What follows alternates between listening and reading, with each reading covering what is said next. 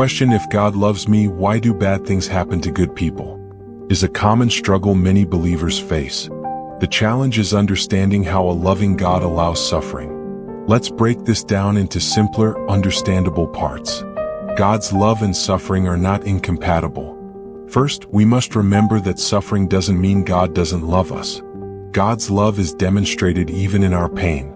Romans 8 verses 35 to 39 tells us that nothing can separate us from God's love, not even hardships.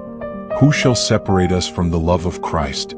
Shall trouble or hardship or persecution or famine or nakedness or danger or sword? Romans 8 verse 35. Even though bad things happen, it doesn't mean God has abandoned us. His love is constant through it all. Suffering is part of the human experience.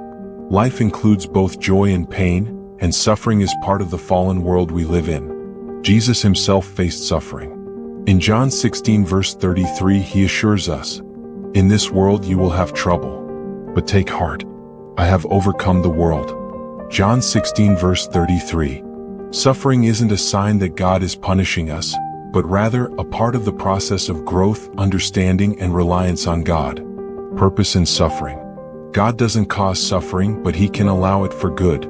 James 1 verses 2 to 4 teaches that trials develop perseverance, which makes us stronger in faith. Consider it pure joy, my brothers and sisters, whenever you face trials of many kinds, because you know that the testing of your faith produces perseverance. Let perseverance finish its work so that you may be mature and complete, not lacking anything. James 1 verses 2 to 4. Job's faith in God.